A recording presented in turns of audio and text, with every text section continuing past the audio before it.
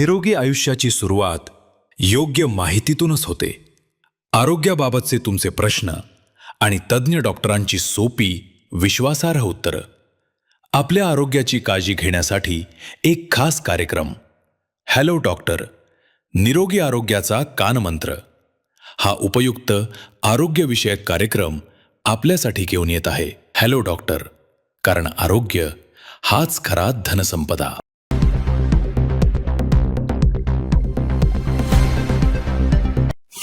नमस्कार.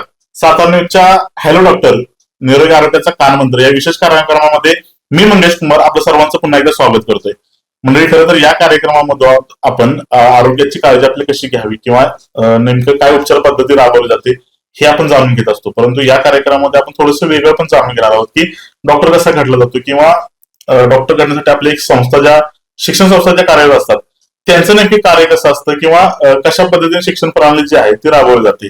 आज आपल्यासोबत आहेत सौ देवीबाई नारायणदास छाबडा, ग्रामीण शिक्षण संस्था असलेल्या साताऱ्यामधील महालक्ष्मी कॉलेज ऑफ नॅचरोपॅथी आणि रिसर्च सेंटर चे आपल्यासोबत वैद्यकीय अधिकारी डॉक्टर महेश बलांसे सर आपल्यासोबत आहेत. सर, प्रथमतः साताऱ्याच्या स्टुडिओमध्ये आपलं स्वागत आहे. खरं तर आपली जी शिक्षण संस्था आहे त्याचं नेमकं कार्य कसं आहे किंवा त्याची ओळख नक्की काय आहे, काय आपलं जे आवश्यक काय आहे ते आपलं प्रेक्षकांना सांगावं. या निमित्ताने महत्वाचं सांगायचं असं झालं तर सातारा या जिल्ह्यामध्ये 1998-99 पासून सौ देवीबाई नारायणदास छाबडा ग्रामीण शिक्षण संस्था सातारा ही रायगाव या ठिकाणी याचे कॅम्पस आहे. या कॅम्पसमध्ये यांची सुरुवात झालेली आहे की मिलिटरी स्कूल पासनं, त्यानंतर मिलिटरी स्कूल आहे 5व्या वर्गापासून 12वी पर्यंत. पुढे त्यांचं शिक्षण सुरू झालं की ANM GNM मध्ये सुरू झालंय. त्यानंतर इंजिनिअरिंग, MBA, परत BHMS म्हणजे होमिओपॅथीचं medical college, physiotherapy medical college. त्याचबरोबर या संस्थेचे जे अध्यक्ष आहेत माननीय घनश्यामजी छाबडा सर यांच्या दूरदृष्टीने आणि संकल्पनेने महाराष्ट्र राज्यामध्ये पहिल्यांदा योग आणि निसर्गोपचाराकरिता योगदान देण्याचं त्यांनी ठरवलं आणि या कॉलेजची आणि या रुग्णालयाची स्थापना झाली. या दरम्यान महालक्ष्मी निसर्गोपचार व योगा रुग्णालय अनुसंधान केंद्र हे महाराष्ट्र राज्यातील एकमेव व पहिले असे महाविद्यालय व कॉलेज ठरलेले आहेत की ज्याला NABH ची, दिल्लीची आयुष एंट्री लेवलची मान्यता मिळालेली आहे. त्याबरोबर हे राज्यातील पहिलं व एकमेव कॉलेज आहे ज्याला महाराष्ट्र आरोग्य विज्ञान विद्यापीठ नाशिक तसेच महाराष्ट्र राज्य सरकार यांची सुद्धा मान्यता मिळालेली आहे. त्यामुळे हा जो महत्वाकांक्षी प्रकल्प राबवलेला आहे संस्थेचे गुरुवर्य आदरणीय चेअरमन सर यांनी, तर त्याच्यामुळे या गोष्टीतून बराच फरक आता दिसू लागला आहे. महाराष्ट्र राज्यामध्ये जर याचा विचार केला गेला तर खाली दक्षिणेकडे यामध्ये बराच कल दिसून येतो आहे. मात्र आजची परिस्थिती बघता महाराष्ट्र राज्य होण्यापासून आज गायत आपण पुरोगामी राज्य म्हणत असताना, आपल्याला हिंदू संस्कृती लाभली असताना आपला दृष्टिकोन त्या योग्य दिशेने नव्हता की आरोग्य आणि निसर्गोपचार आणि योगा याचा संगम व्हावा. मात्र याचं सर्व श्रेय जातं आमचे आदरणीय चेअरमन सर असे घनश्यामजी छाबडा सर यांनी. तर आपण सांगताना थोडंसं याचं विस्तृत वर्णन घेऊया. म्हणजे निसर्गोपचार काय आहे, योगा काय आहे, त्याचा आपल्या शरीरावरचा परिणाम काय आहे, हे खरंच वैज्ञानिक दृष्ट्या योग्य आहे का किंवा याचा शरीरावर परिणाम होतो का, याने आजार दूर होतात का, या सगळ्या गोष्टींवर आपण आज इथे बोलणार आहोत. परंतु सर, या सर्व आपण पहिल्यांदा जाणून घेऊयात की नक्की निसर्गोपचार पद्धती म्हणजे काय काय कन्सेप्ट आहे. बघा, निसर्गोपचार हा एक उपचार पद्धती आहे आणि फक्त उपचार पद्धती नसून ही एक जीवन जगण्याची जीवनशैली आहे. जसे की आपला जन्म जो झाला आहे पंचमहाभूतांपासून झालेला आहे, आपला जो मृत्यू होणार आहे तो सुद्धा पंचमहाभूतांमध्येच होणार आहे. तर पंचमहाभूत कुठले? पृथ्वी, जल, अग्नी, वायू आणि आकाश असे हे पंचमहाभूत आहेत. या पंचमहाभूतांच्या माध्यमातूनच शरीरावरती आपण उपचार करतो. उपचार करणे ही नंतरची बाब असली तरी याच माध्यमातून आपण शरीराला निरोगी कसं ठेवायचं, निरोगी आयुष्य कसं जगायचं हे या माध्यमातून आपण शिकवण्याचा प्रयत्न करत असतो. यामध्ये निसर्गोपचार ही जी जीवन पद्धती आहे ही साधू महंत यांच्यापासून आतापर्यंत आपल्यापर्यंत आलेली आहे. यामध्ये सकाळी उठल्यानंतर जो सात्विक आहार करणे, व्यायाम करणे आणि ज्या प्रकारे सगळ्या गोष्टी आपल्या शरीरासाठी आवश्यक आहेत, ज्या आजच्या युगामध्ये आपण अत्यंत चुकीच्या पद्धतीने करत आहोत, चुकीचा आहार घेत आहोत, ताणतणावाच्या ज्या परिस्थिती आहेत, या सगळ्या गोष्टी जर आपण दूर केल्या तर आपल्याला लक्षात येईल की या माध्यमातून आपण चांगली जीवनशैली स्वीकारून निरोगी जीवन आपण त्या माध्यमातून घालवू शकतो. निसर्गोपचार पद्धतीच्या संदर्भात आपण सांगितलं, परंतु त्याचबरोबर योगा देखील तितकंच महत्वाचं आहे. बरोबर. परंतु ती नक्की योग पद्धती आहे काय, प्रणाली काय? बघा, आता कसं आहे की महाराष्ट्र राज्य आणि आपल्या देशातील केंद्रीय आयुष मंत्रालयाने एक आयुष डेफिनेशन दिलेलं आहे आपल्याला. आयुष म्हणजे A for Ayurveda, Y for yoga, naturopathy, you for इनानी, त्यानंतर एस फॉर सिद्धा आणि एच फॉर होमिओपॅथी. यामध्ये जो वाय स्टँड करतो हा योगा आणि नॅचरोपॅथी स्टँड करतो. योगाला सोडून निसर्गोपचार कधीही पूर्ण होऊ शकत नाही. त्यामुळे समजा ज्याबरोबर आपण निसर्गोपचाराबद्दल बोलणार आहोत त्याचबरोबर योगा सुद्धा बोलणे तेवढंच महत्वाचं आहे. योगाबद्दल जर बोलायचं झालंच तर जर आपण म्हणतोय की मर्यादा पुरुषोत्तम प्रभू श्रीराम यांच्या नावापुढे आपण मर्यादा हा शब्द लागलेला आहे. ही मर्यादा म्हणजे त्यांनी स्वतः लावलेली आहे की समाजाने लावलेली आहे? तर असं नाही. ही जी मर्यादा आहे ही योगाने त्यांना लावलेली आहे आणि त्यांनी ही योगा जीवन पद्धती स्वीकारल्यामुळे, अंगीकारल्यामुळे त्यांच्या नावापुढे त्या मर्यादा लागलेल्या आहेत. त्यांनी त्या सगळ्या मर्यादा लावलेल्या, म्हणून आपण आज त्यांना मर्यादा पुरुषोत्तम प्रभू श्रीराम म्हणतोय. त्याचबरोबर मी थोडं पुढे जाईल. त्या पुढे गेल्यानंतर आपले अखंड हिंदुत्वाचे आराध्य दैवत छत्रपती शिवाजी महाराज यांनी सुद्धा योगा अंगीकारला आहे, स्वीकारला आहे. त्यांनी जे सांगताना पुढे सांगतात की कोणाच्या शेतकऱ्याच्या मिरचीच्या देठालाही कोणी हात लावू नये. ही जी भूमिका आहे ही योगाच्या माध्यमातून आलेली भूमिका आहे. त्याच्या पुढे गेल्यानंतर स्वामी विवेकानंद आहेत. स्वामी विवेकानंदांनी योगामध्ये जो अष्टांग योग आहे त्याला राजयोग म्हणून दिलेला आहे. तर या सगळ्या गोष्टी बोलताना योगाचा अष्टांग योग काय आहे हे मी तुम्हाला थोडस सांगेल. त्याआधी मी सांगेल की स्वामी विवेकानंदांनी जो राजयोग दिलेला आहे तो महर्षी पतंजली यांनी अष्टांग योगामध्ये दिलेला आहे. त्यानंतर आता आपण जर बघितलं तर महात्मा गांधी यांनी सुद्धा जी अहिंसेची भूमिका स्वीकारलेली आहे ही अहिंसेची भूमिका मुळात योगामधूनच आलेली आहे. एकंदरीत जर विचार करता या सगळ्या बाबीचा तर आपल्याला फक्त त्यांची बिरुद म्हणून आपण आज त्याचा विचार करतोय, पण ते ज्याप्रमाणे ते महान पुरुष होऊन गेले, महंत होऊन गेले, तर त्यांनी योगा अंगीकारला, स्वीकारला. त्यामुळे ते आज या आपण वंदनीय आपल्यासाठी आहे, ते मार्गदर्शक आपल्यासाठी आहे. पुढे बोलताना काय असतं की अष्टांग योगामध्ये फक्त आसन करणे हा योग नव्हे. आसने हा अष्टांग योगाचा तिसरा भाग आहे. महत्वाचं काय आहे की अहिंसा म्हणजे कुठल्याही प्रकारची हिंसा करता कामा नये हा सुद्धा योगाचा, अष्टांग योगाचा भाग आहे. असत्य वर्तन करू नये, सदाचारी राहावे, या सगळ्या गोष्टी ज्या आहेत त्या योगाच्या माध्यमातून आपल्याला शिकायला मिळतात. त्याच्यामुळे आज जो ट्रेंड सुरू आहे की योगा म्हणजे आसन आहे, हे मी अत्यंत सांगतो की हे चुकीच्या पद्धतीने सुरू आहे. आम्हाला जर योगा करायचं असेल तर योगा फक्त आसने करून होणार नाही. तुमच्या वर्तणुकातून, तुमच्या वागणुकीतून, तुमच्या त्या अंगीकारल्याने आणि स्वीकारल्याने त्या प्रत्यक्षात तुमच्या इम्प्लिमेंट केल्यानंतर त्या सगळ्या गोष्टींचा फायदा आपल्याला एकंदरीत होणार आहे. म्हणजे खरं तर आपल्या आरोग्याची गाडी सुरळीत चालण्यासाठी खरं तर निसर्गोपचार पद्धती आणि योगा दोन्ही तितकंच महत्वाचं. म्हणजे आपल्या आरोग्याच्या गाडीची दोन चाक आहेत असं म्हणावं काय हरकत नाही. परंतु अलीकडच्या या काळामध्ये खरं तर या दोन्हीचं महत्व का नक्की वाढलंय? बघा, खरं सांगायचं झालं तर ही काही आजची उपचार पद्धती नाही. ही अतिशय अतिप्राचीन काळापासून आपल्यापर्यंत आलेली आहे. मात्र याचा आता आपल्याला का आवश्यकता वाढली आहे किंवा आताच याचा प्रकाश होतात येण्याचं कारण एक आहे की मध्यंतरी आपण बघितलं की कोविड-19 हा येऊन गेला आहे. कोविड-19 मध्ये आपल्या आजूबाजूला गावातील, परिसरातील अशी बरेचशी लोक होती की जी हॉस्पिटलमध्ये गेली आणि परत आली नाही. जीवनाच्या जीवन, घराच्या घर, गावाच्या गाव उद्ध्वस्त झाली. दुसऱ्या वेव्ह मध्ये काय झालंय की आपल्याला या गोष्टीमधनं समजावून यायला लागलं की कोविड-19ची लढायचं कसं. तर मग त्यावेळेस लोकांमध्ये अवेअरनेस स्वतःहून निर्माण झाला. मग लोकांनी काय केलं तर प्राणायाम सुरू केले, त्याबरोबर काढा सुरू केला, इम्युनिटी वाढवायला सुरू केली, कॉन्फिडन्स वाढवायला सुरू केलं.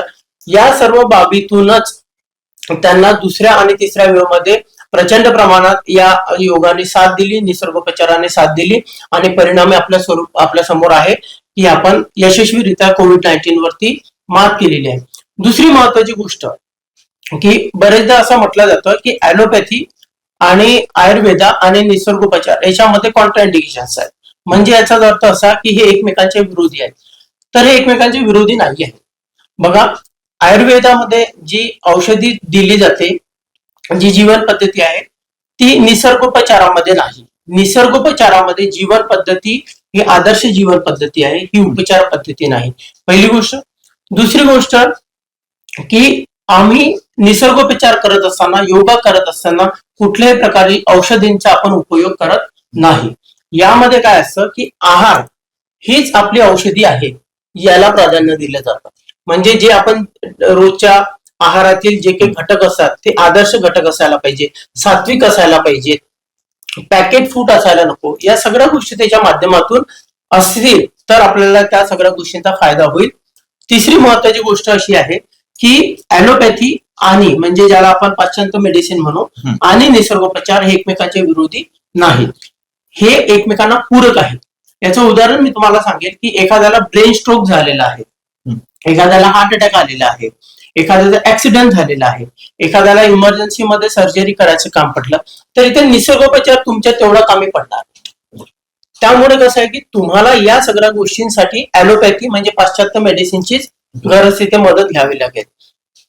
त्यानंतर जर आपण विचार केला तर जे जीवनशैलीचे आजार आहेत, म्हणजे ताणतणावाची पद्धती, खाण्याच्या पद्धती, पॅकिंगचं फूड, या सगळ्या गोष्टींच्या माध्यमातून काय झालेलं आहे की आपल्या शरीरावरती परिणाम झाला. त्याचा परिणाम असा झाला की जीवनशैलीचे आजार उद्भवलेत आपल्याला.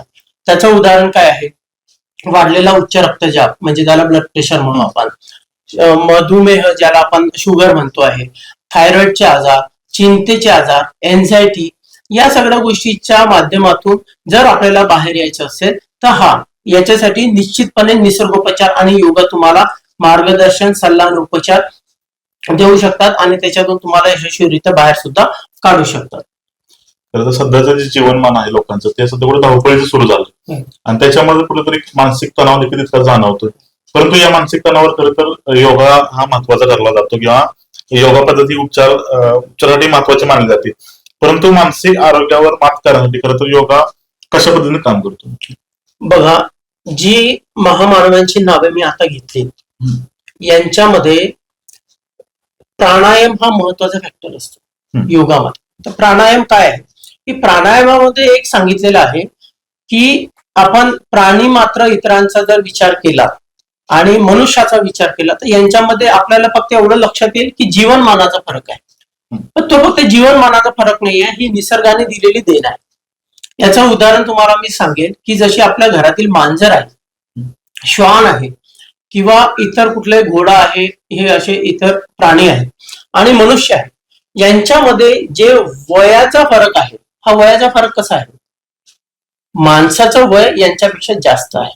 तर प्राणायामामध्ये या गोष्टीला विस्तृतरित्या असं सांगितलं गेलं आहे की ज्यांचा रेस्पिरेटरी रेट ज्याला मॉडर्न सायन्स मध्ये म्हणतात, म्हणजे श्वास घेण्याची जी गती आहे ती त्यांच्या तुलनेत मनुष्याची कमी आहे आणि जे इतरत्र प्राणी मात्र आहे त्यांची श्वास घेण्याची पद्धती कशी आहे?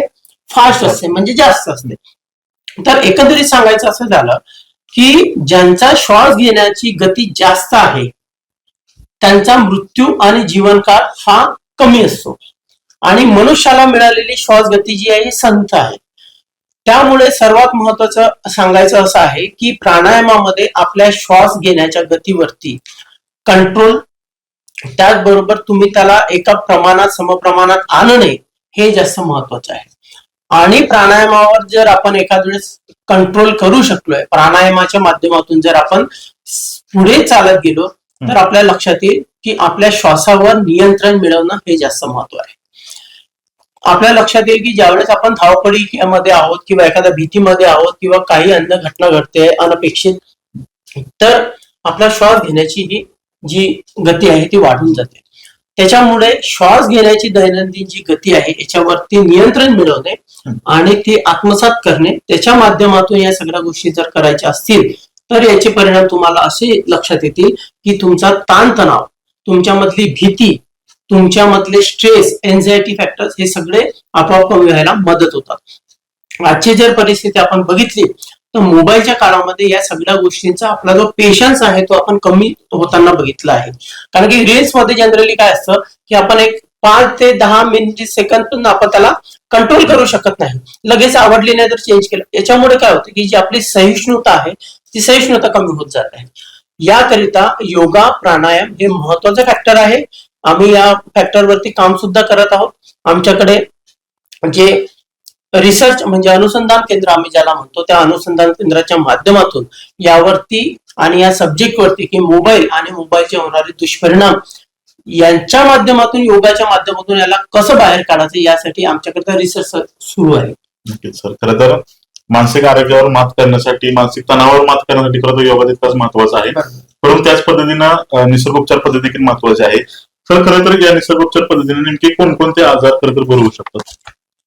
बघा, निसर्गोपचाराबद्दल जर बोलायचं झालं तर मी तुम्हाला सांगितलं की हे पंचमहाभूतांवर काम करणार आहे. पंचमहाभूतांवर पृथ्वी, जल, वायू, आकाश आणि अग्नी हे पंचमहाभूतांवर आधारित इथे ट्रीटमेंट केल्या जातात. कारण की निसर्गोपचाराचं जे प्रिन्सिपल आहे, जे तत्व आहे ते 3 नंबरचं असं सांगतं की शरीरामध्ये ती शक्ती आहे की कुठल्याही आजाराला, विघाताला शरीर स्वतः पूर्ण क्षमतेने दुरुस्त करू शकते, पूर्णपणे बरं करू शकते. त्याच्यामुळे कुठल्याही बाहेरील तत्वाची तुमच्या शरीराला गरज पडत नाही. तर त्याचं जर झाल्याचं सांगायचं तर पृथ्वी तत्वाच्या माध्यमातून आम्ही कसे ट्रीटमेंट करणार, तर माती जी आहे याच्यामध्ये प्रचंड प्रमाणात चुंबकीय शक्ती आहे, त्याला तुमच्या शरीराला बरोबर करण्याची शक्ती आहे. म्हणून पृथ्वी ज्या ठिकाणी काम करते आहे त्याच्या ठिकाणी आम्ही मड चिकित्सा म्हणून, माती चिकित्सा म्हणून काम करतो. ही माती चिकित्सा अविलक्षणीय काम करते.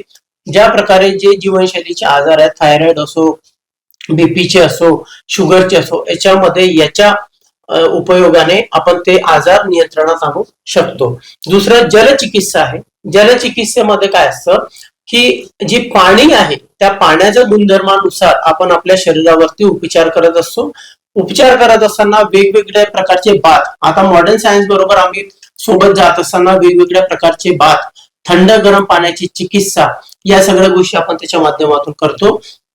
तिसरं आपल्याकडे आहे अग्नी. अग्नीमध्ये काय असतं की जी सूर्यकिरण चिकित्सा आहे ही सर्वात महत्वाची आहे. म्हणजे जगात सगळ्यात चांगलं व्हिटॅमिन D3 जर कुठे मिळत असेल तर ते सूर्यकिरण चिकित्सेच्या माध्यमातून मिळतं.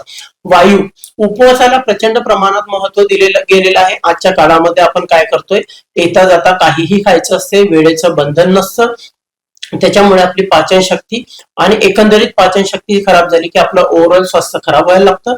त्यामुळे आपल्याला काय करायचं आहे, तर आपल्याला उपवासाच्या ज्या क्रिया असतात त्या उपवासाच्या क्रियाच्या माध्यमातून आपण या आजारांना प्रिव्हेंट करू शकतो, बरं सुद्धा करू शकतो. त्यानंतर आहे अग्नी. अग्नीमध्ये काय असतं की थंड गरम जे आहेत आणि वेगवेगळ्या प्रकारचे लाईट्स याचा उपयोग करून, किरणांचा उपयोग करून आपण त्या आजारांना बरं करू शकतो. आणि त्यानंतर महत्वाचं असतं की आकाश.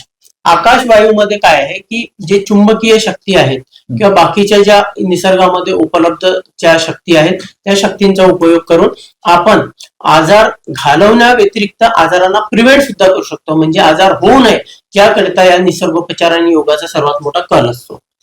तर खरं तर ही उपचार पद्धती चांगली आहे नक्कीच. परंतु सध्याच्या या युगामध्ये खरं तर एक वैद्यकीय क्षेत्रामध्ये देखील जी स्पर्धात्मक खरं तर युग चालू आहे.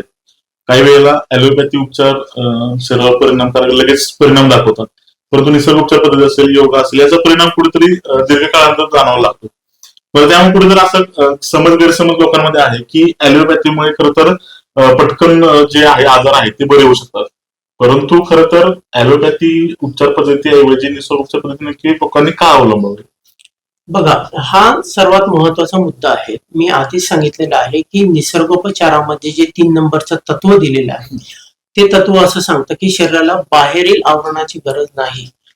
आपल्याला शरीरामध्ये ही शक्ती आहे की तो स्वतःचा आजार स्वतः म्हणजे क्युअर करू शकेल, तो स्वतःच्या आजाराला, स्वतः शरीराला रिस्टोअर करू शकतोय. महत्वाचं काय झालंय की आज आपल्याला इमर्जन्सीमध्ये त्या सगळ्या गोष्टी करायला कुठलीच अडचण नाही, आमचा त्याला विरोध सुद्धा नाहीये. जसं तुम्हाला आवश्यक आहे, सर्जरीची गरज आहे, हो करू शकतोय. पण जे जीवनशैलीचे आजार आहेत त्या जीवनशैलीच्या आजारांमध्ये जसं ऑस्टिओआर्थरायटिस असतं, म्हणजे सांधे घासण्याचं जे प्रमाण आहे, त्यानंतर चिंतेचे जे प्रमाण आहे, आज प्रमाणात मोठ्या प्रमाणात या सगळ्या गोष्टी होत आहेत. उच्च रक्तचाप जे आहे, तर याला मोठ्या मुबलक प्रमाणामध्ये आज आपण बघत असू की कित्येक वर्ष शुगरचे, बीपीचे, थायरॉइडचे पेशंट ऍलोपॅथी औषध घेतात. परिणाम काय होतो की त्यांना लगेच आराम मिळू शकतो, मी असं म्हणत नाही, पण काय असतं की त्याचे जे दुष्परिणाम असतात ते परिणामी त्यांच्या डोळ्यांवरती, बाकी अवयवांवरती परिणाम होतो आणि त्याचे दुष्परिणामामुळे तो आजार वाढण्याचे चान्सेस असतात. निसर्गोपचाराबद्दल बोलायचं झालं तर संयम हा खूप महत्वाचा आहे. संयमाबरोबर तुम्हाला ते दीर्घकाळ त्याला वेळ देणं महत्वाचं आहे. एकंदरीत काय झालेलं आहे की आपण चुकीच्या पद्धती अवलंबल्यामुळे या आजारांना आपल्याला तोंड द्यावं लागतो आहे. जर आपण मुळात निसर्गोपचाराचं जर बाबतीत बोललो तर prevention is better than cure, म्हणजे आजार होऊ न देणे करिता आपल्याला ज्या काही गोष्टी करू शकत असू त्या सगळ्या गोष्टी निसर्गोपचार आणि योगामध्ये समाविष्ट केलेल्या आहेत. नक्कीच. खरं तर परंतु सर लोकांमध्ये काही गैरसमज आहे हा. की योगा करायचा, निसर्गोपचार पद्धती अवलंबायची, म्हणजे कुठेतरी डाएट प्लॅन ठेवावा लागतो, कुठेतरी उपवास करावा लागतो, अशा अनेक गैरसमज आहेत लोकांमध्ये. तर नेमकी काय परिस्थिती काय असते त्याच्यामध्ये? बघा, आज महत्वाचं सांगायचं जर झालंय तर आजची जी जीवनशैली आहे अत्यंत चुकीच्या पद्धतीने सुरू झालेली आहे.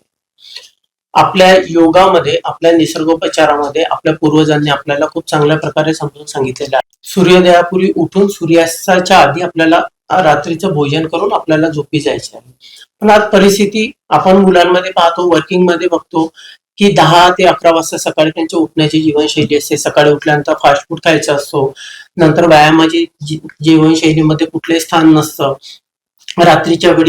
रात्रीच्या पार्टीजचं जे ट्रेंड वाढतंय ते अत्यंत आपल्याकरिता गंभीर बाब आहे. मुळात ती व्हायला नको, कारण की अवयवांना एक ठराविक वेळ दिलेली आहे. त्या वेळेनुसार त्यांना तुम्ही जर सगळ्या गोष्टी दिल्यात, जसं सकाळचा नाश्ता तो उठल्यानंतर 1 तासाच्या आधी व्हायला पाहिजे, जेवण तुमचं त्याच्यात 3 ते 4 तासामध्ये व्हायला पाहिजे, रात्री उशिरा तुम्ही जेवण करू नये, या सगळ्या गोष्टी आपण मान्य करायलाच तयार नाही होत. ही खूप मोठी गंभीर बाब आहे.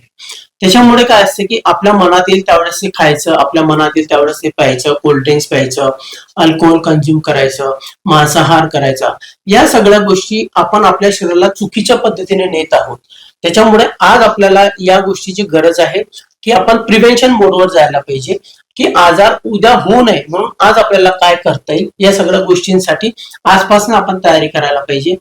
आपल्या शरीरामध्ये काही बदल होत आहेत, त्या बदलांसाठी आपण काही गोष्टी तर अवलंब करायला पाहिजे. जसं सकाळी उठायला पाहिजे, सकाळची ऊन घ्यायला पाहिजे, काहीतरी व्यायाम तुम्ही करायला पाहिजे, सात्विक आहार घ्यायला पाहिजे, मांसाहार टाळायला पाहिजे, रात्री लवकर झोपायचं आहे, रात्री उशिरापर्यंत मोबाईल बघू नये, मोबाईलचा गरज असेल तेवढाच वापर करायचा, अतिरिक्त वापर करू नये. या सगळ्या गोष्टी जर आपण आपल्या अंमलात आणल्यात तर आपल्याला नक्कीच या सगळ्या गोष्टींच्या आजार होण्यापासून आपण वाचू शकू आणि आपलं निरोगी आयुष्य जे आहे आपण जगू शकू.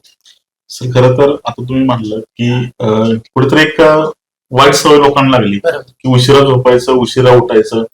आता आपण सध्या बघतोय की सकाळी जर आपण रस्त्यावर लवकर बाहेर पडलो तर अनेक वयोवृद्ध लोक जे आहेत रस्त्याने कुठेतरी चालताना दिसतात, कुठेतरी योगा करताना दिसतात, परंतु तरुणांची संख्या यामध्ये कुठेतरी कमी दिसते. खरं तर पण नक्की तरुणांनी योगा करावा आणि का करावा, तर तो नक्की का करावा? बघा, आता जर आपण वयस्कर वृद्धांबद्दल बघितलं तर त्यांनी ही स्टेज मधनं गेलेली आहे.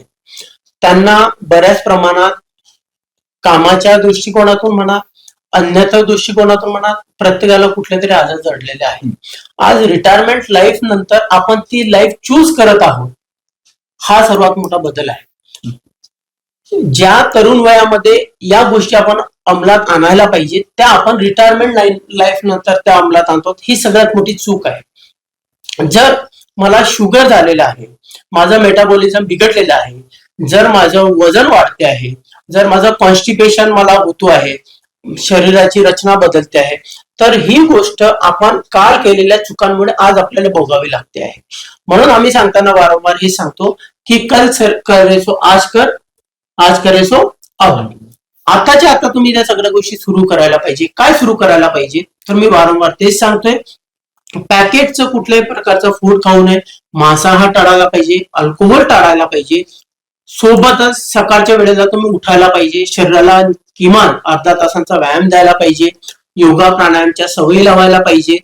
त्याचबरोबर योगा आचरणात आणताना यामध्ये अहिंसा, असत्य आणि सदाचार या गोष्टींना प्रमाणात महत्व आहे. या महत्व आपण समजून त्यांचा अंगीकारला पाहिजे. त्याचबरोबर आपण मेहनत घेताना, परिश्रम घेताना वाईट मार्गाने आपल्याकडे पैसा येऊ नये, वाईट मार्गाने आपण लागू नये, त्यामध्ये सगळ्या गोष्टींचा आपण विचार करायला पाहिजे. कारण की एकंदरीत आयुष्य जगणे म्हणजे फक्त पैसा कमवणे हा उद्देश नाही. निरोगी आयुष्य ही सगळ्यात मोठी आपल्याकडे असलेली चाबी आहे. त्यासाठी मी तरुणांना सांगेल की निदान एक अर्धा तास सकाळचं चालणं सुरू करायला पाहिजे. मोबाईलचा वापर गरजेनुसार करायचा आणि कमी करायचा, हे सर्वात मोठं आता सध्याचं चॅलेंज आहे. दुसरी गोष्ट की जी तरुण वयातील मुलं आपले याच्याकडे वळतायत, विविध व्यसनांकडे वळतायत, त्यांना दारू, सिगारेट वगैरेचे जे व्यसन आहे, ड्रग्सचे व्यसन आहे, ते व्यसन त्यांनी मुळात करू नये. कारण की काय होतंय की आज प्रत्येक जण शिक्षणाकरिता मोठ्या मोठ्या शहरामध्ये जातोय, परिवारापासून दूर राहतोय, त्याच्यामुळे परिवाराचं तेवढं नियंत्रण त्याच्यावरती नाही आहे.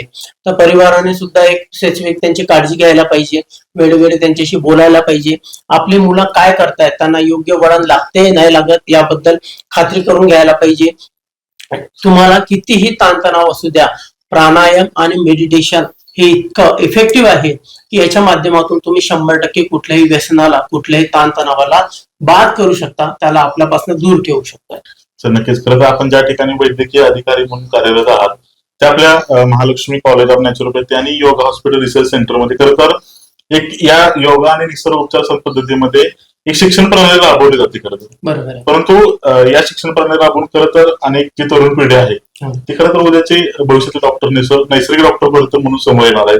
परंतु ही शिक्षण प्रणाली की कशा पद्धतीने राबवली जाते थोडं सांगतो प्रेक्षकांना. बघा, हा bachelor of naturopathy and yogic sciences BNYS हा 5.5 वर्षांचा कोर्स आहे. हा कोर्स आयुष, मी जसं तुम्हाला सांगितलं की आयुष मिनिस्ट्री तर्फे हा कोर्स राबवला जातो. महाराष्ट्र राज्यामध्ये महाराष्ट्र आरोग्य विज्ञान विद्यापीठ नाशिक यांच्याकडून पहिल्यांदा आणि एकमेव मान्यता प्राप्त महाविद्यालय आपण इथे सुरू केलेलं आहे. गेल्या 60 वर्षामध्ये महाराष्ट्रामध्ये असल्या प्रकारचं शिक्षण नव्हतं. ऍक्च्युली जर खरं पाहता पूर्ण इथे उत्तरेकडे उत्तराखंड, हरिद्वार मध्ये तुम्ही पतंजली ऐकलं असेल, जिंदाल ऐकलं असेल. खाली गेल्यानंतर तिकडे साऊथ मध्ये बरेचसे असे कॉलेजेस आहेत की ज्यांना 100 वर्ष जुने ते कॉलेज आहेत. आणि दक्षिणेकडे ही गोष्ट आपण खरंच लक्ष देण्यासारखी आहे की तिथे आज मॉडर्न मेडिसिन पेक्षा चांगले डॉक्टर्स आणि चांगले हॉस्पिटल्स तिथे आयुष्य आणि नॅचरोपॅथी योगा सायन्सचे आहेत. महत्वाचं सांगायचं झालं तर ज्या साऊथ बद्दल आपण बोलताना एक महत्वाचं सांगायला पाहिजे की तिथे 60% लोक, ही काही कमी संख्या नाही, 60% लोक आयुषवरती डिपेंड आहेत. म्हणजे ज्या वेळेस त्यांना सर्दी ताप खोकला होईल किंवा कुठला त्रास होईल तर सर्वात आधी ते मॉडर्न सायन्स कडे न जाता ते आयुष डॉक्टरांकडे जातात, निसर्गोपचाराकडे जातात, आयुर्वेदाकडे जातात, होमिओपॅथीकडे जातात. त्यामुळे त्यांचा आपण वारसा जपायला पाहिजे. ही सुरुवात आमच्या सौ देवीबाई नारायणदास छाबडा ग्रामीण शिक्षण संस्थेचे अध्यक्ष श्री घनश्यामजी छाबडा सर यांची दूरगामी दूरदृष्टीतून यांनी तो भरपूर प्रयत्न करावे लागले त्यांना की हा कोर्स महाराष्ट्रामध्ये सुरू व्हावा.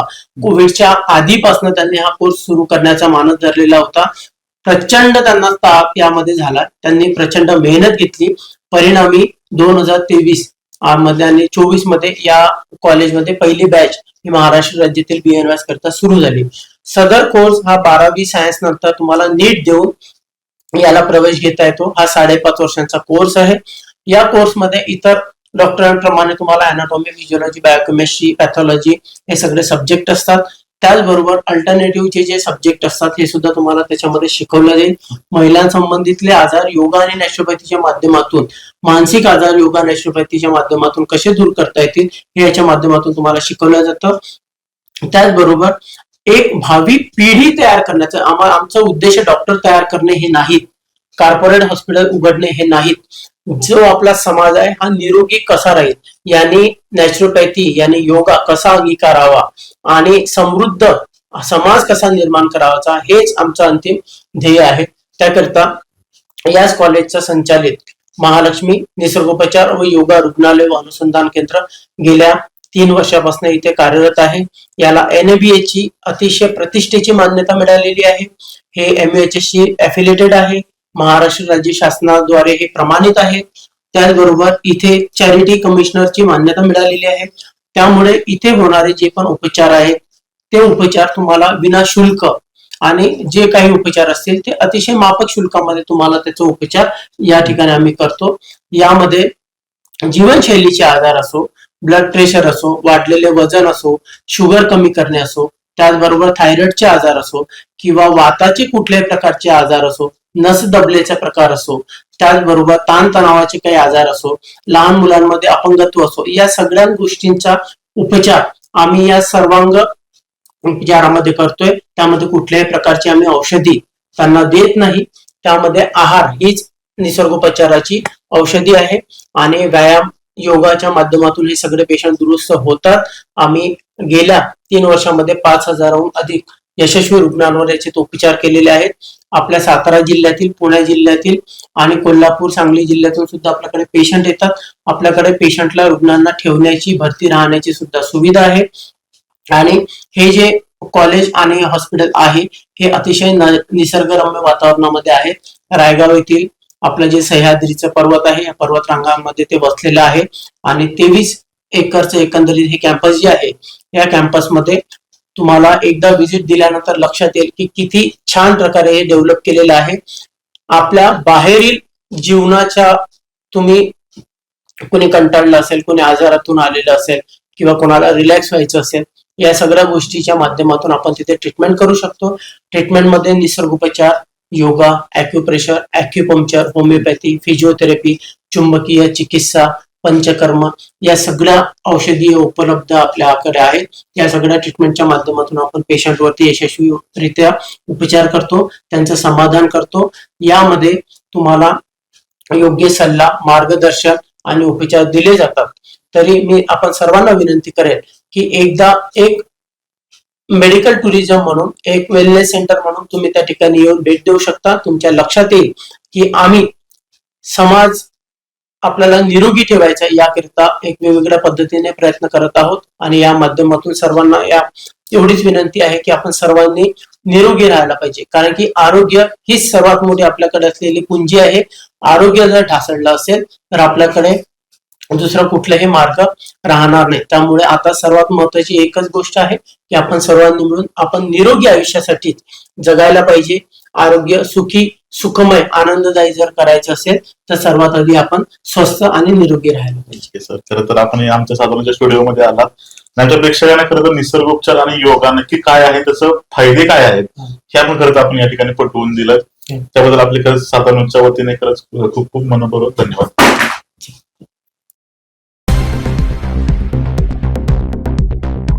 निरोगी आयुष्याची सुरुवात योग्य माहितीतूनच होते. आरोग्याबाबतचे तुमचे प्रश्न आणि तज्ज्ञ डॉक्टरांची सोपी, विश्वासार्ह उत्तरं. आपल्या आरोग्याची काळजी घेण्यासाठी एक खास कार्यक्रम, हॅलो डॉक्टर, निरोगी आरोग्याचा कानमंत्र.